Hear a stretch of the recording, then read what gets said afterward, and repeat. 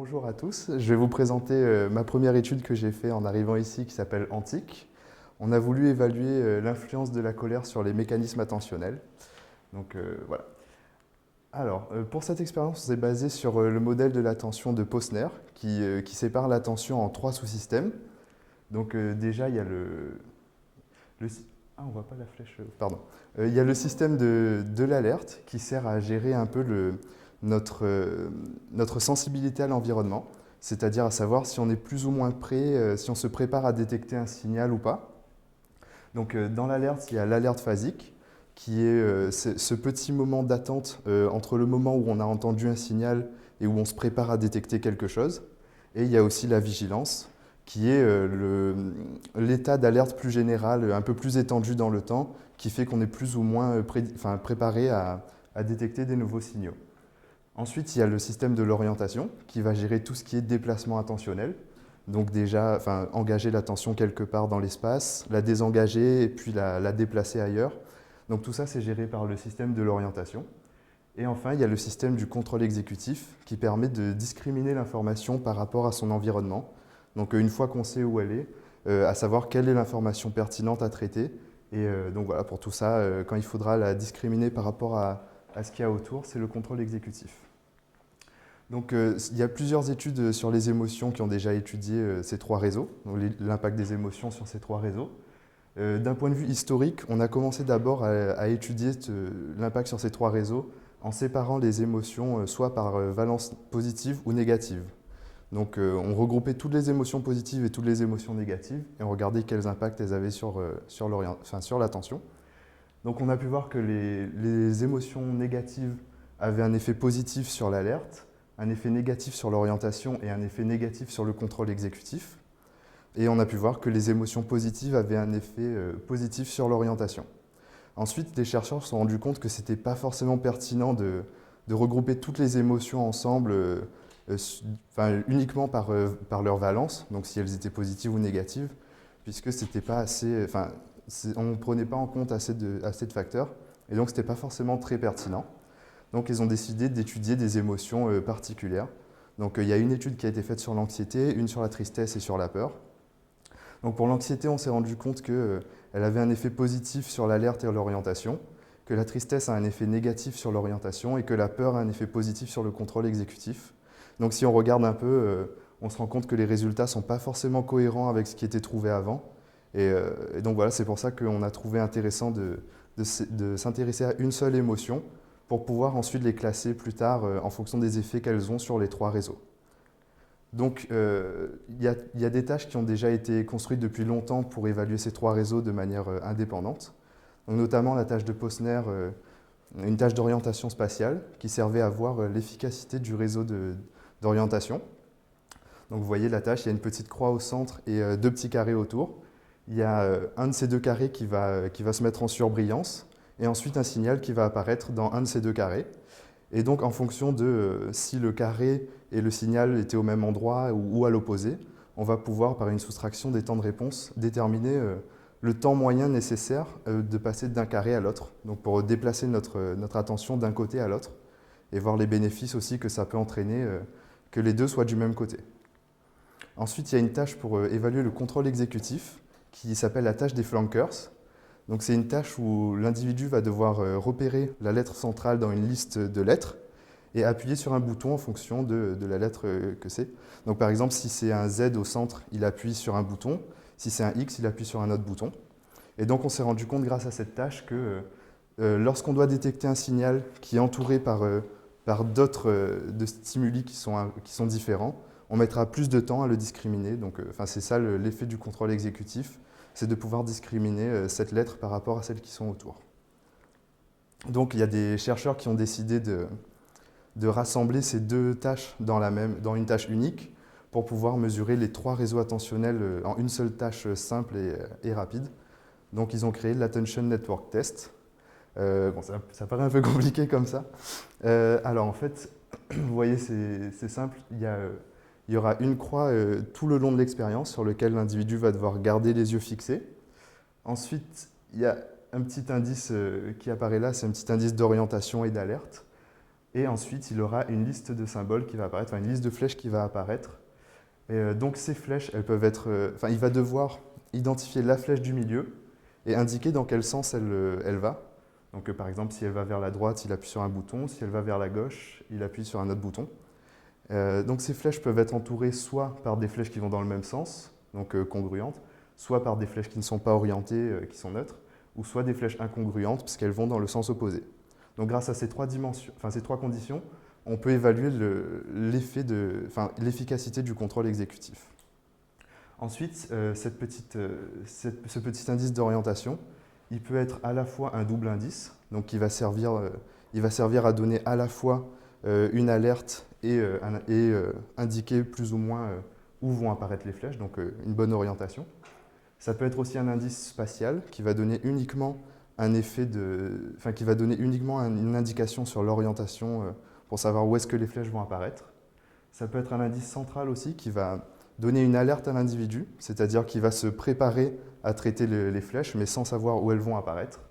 Et enfin, une condition sans indice, où il n'a aucune indication ni sur quand les flèches vont apparaître, ni sur où elles vont apparaître.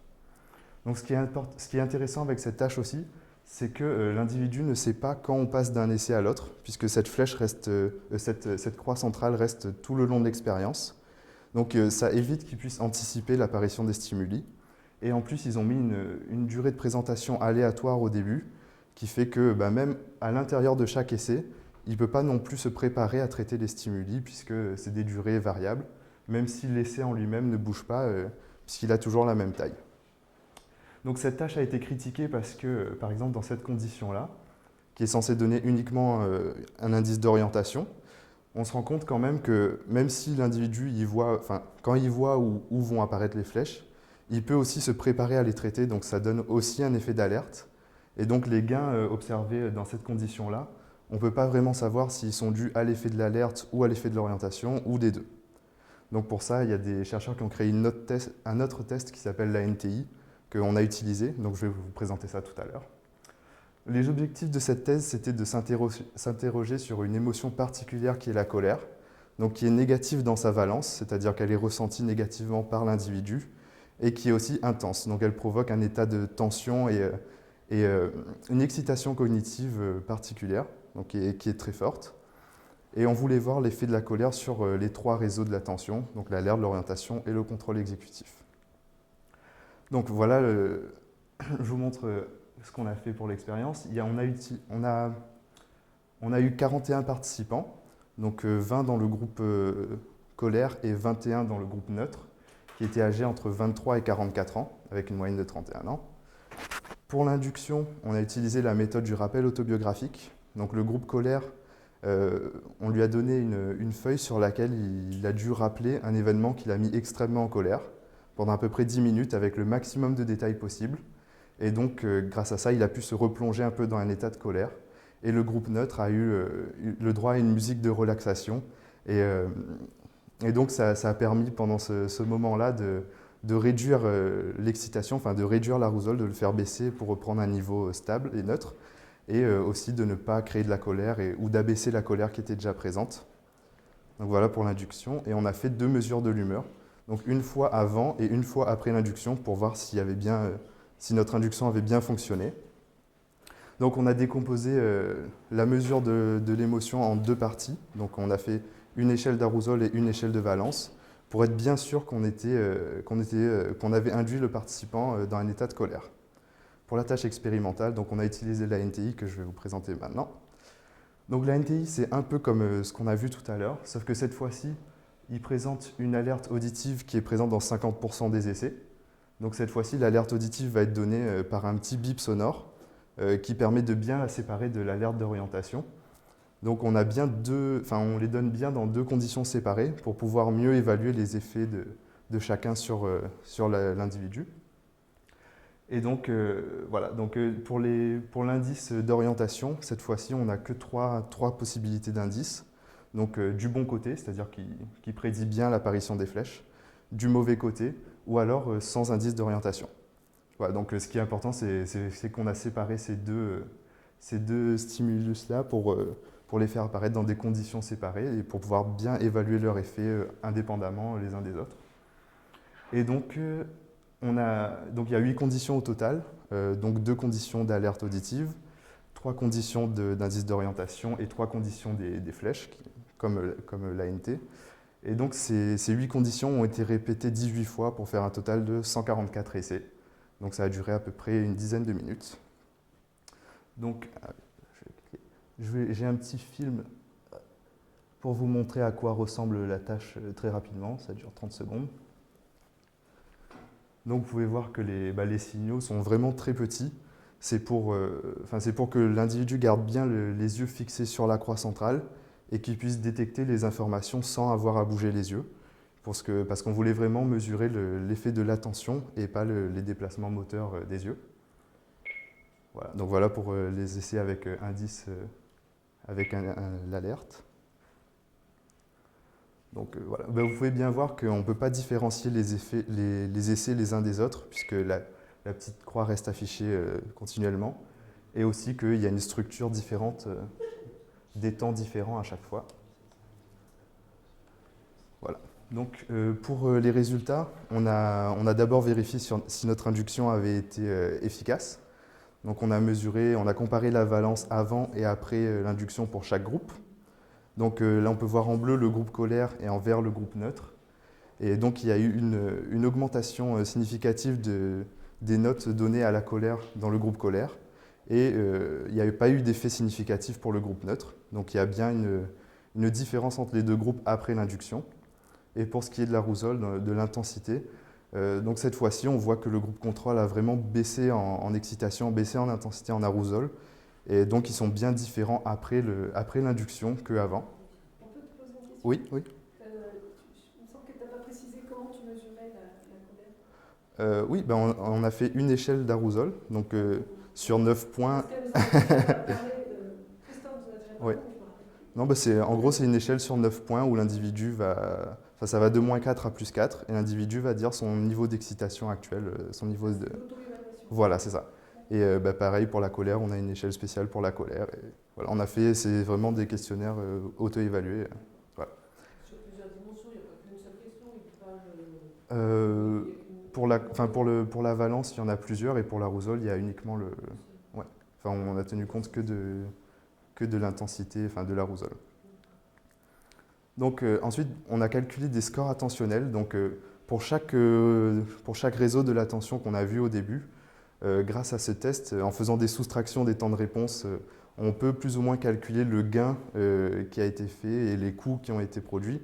Et donc on peut calculer un score attentionnel, de savoir si l'individu a vraiment tiré profit de cette condition ou pas. Donc pour le réseau de l'alerte, on a fait une soustraction. Donc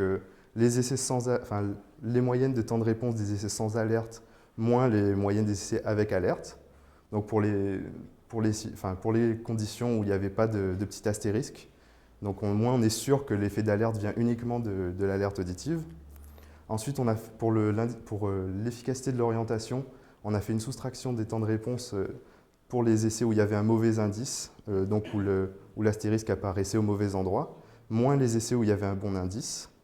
Et pour le contrôle exécutif, on a fait une soustraction des temps de réponse quand les flèches allaient dans le sens opposé, moins quand les flèches étaient dans le bon sens. Donc incongruent, moins congruent. Voilà. Et en fait, les créateurs de la tâche, dans leurs expériences, ils se sont rendus compte que les essais neutres, donc avec les flèches non orientées, des petits bâtons, elles ne se différenciaient pas vraiment de la condition congruente. Donc ça n'apportait pas d'informations supplémentaires. Ils ont décidé de ne pas les inclure dans leurs analyses. Et donc du coup, on a fait comme eux pour cette expérience aussi. Alors donc voilà pour les scores attentionnels. Donc on peut voir que le seul qui a été vraiment significatif, c'est pour l'alerte. Donc les individus en colère ont tiré plus parti de l'alerte auditive que ceux qui n'étaient pas en colère. Donc ils ont un gain en temps de réponse qui est plus fort que pour le groupe contrôle. Et donc voilà, il n'y a pas d'effet significatif ni pour l'orientation ni pour le contrôle exécutif, même si on voit qu'on a l'impression qu'ils répondent un petit peu plus vite, mais voilà, ce n'était pas significatif. Donc comparé avec les études qui ont déjà été faites avant dans la littérature, On voit qu'on est en accord avec ce qui avait été fait sur les émotions négatives, donc il avait trouvé aussi une efficacité de l'alerte, et que la colère correspond à l'anxiété du point de vue du gain en alerte. Pour l'orientation, on se rend compte qu'on n'est pas vraiment d'accord avec ce qui a été fait avant pour les études qui étudiaient les émotions négatives. Elles avaient trouvé un effet bénéfique des émotions négatives sur l'orientation. Et nous, on n'a pas trouvé d'effet significatif. Donc voilà, on se différencie de ce qui a déjà été fait. Et on se rend compte aussi qu'on a des résultats différents de ce qui a été trouvé pour l'anxiété et la tristesse. Donc l'anxiété était censée améliorer l'orientation et la tristesse détériorer l'orientation. Et nous, on n'a pas d'effet, encore une fois. Et donc pour le contrôle exécutif, on a des résultats différents de ce qui a été fait sur les émotions négatives, puisqu'ils avaient trouvé que les émotions négatives détériorent le contrôle exécutif. Et on est différent aussi de la peur qui augmente l'efficacité du contrôle exécutif. Voilà. Donc pour les explications qu'on a pu trouver à ça, à travers nos lectures, on a pu voir que lorsqu'un individu est en colère, il a des taux de noradrénaline plus forts dans le cerveau. Enfin, voilà. Il y a des taux de noradrénaline plus élevés. Et on s'est rendu compte aussi que les zones qui sont censées être impliquées dans le traitement, qui sont censées être activées au moment de l'alerte, utilisent la noradrénaline comme neurotransmetteur principal. Et donc on s'est dit que ce gain pourrait être expliqué au point de vue neuronal par la noradrénaline. Ensuite, d'un point de vue un peu plus comportemental, on sait que la colère, on pourrait expliquer cet effet du gain de l'alerte, parce que la colère, c'est un état de tension, donc l'individu va tout faire pour évacuer cette tension. Souvent, la colère est créée par une personne qui est en face de nous et qui a fait une transgression qui nous a gênés ou qui nous a dérangés.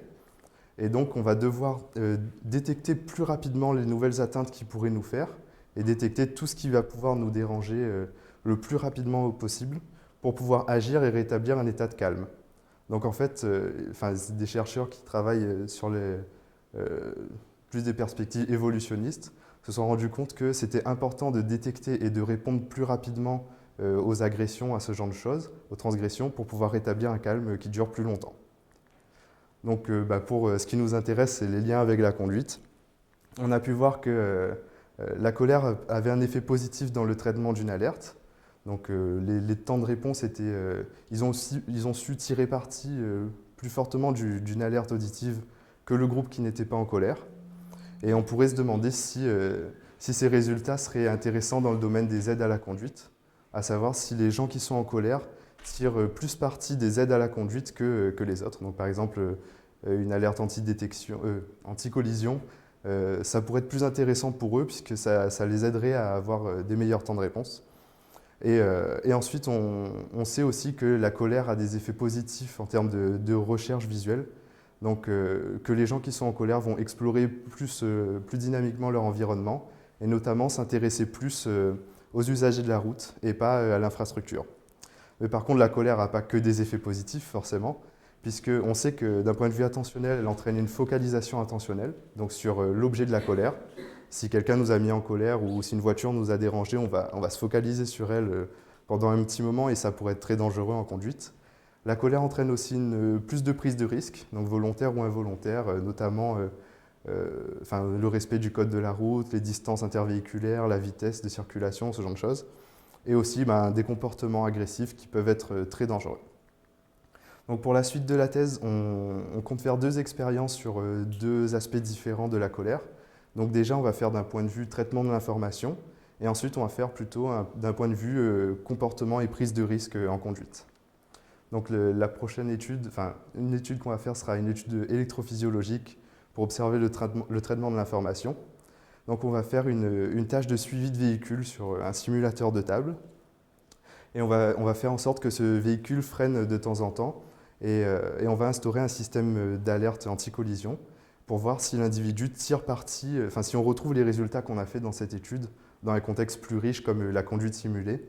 Et on va voir d'un point de vue électrophysiologique, d'un point de vue électroencéphalographique, est-ce qu'on trouve des réactions où l'individu a mieux tiré parti de l'alerte et voir une éventuelle anticipation, c'est-à-dire on va essayer de voir s'il s'attend à traiter le signal et donc du coup il pourra le traiter d'une manière plus efficace.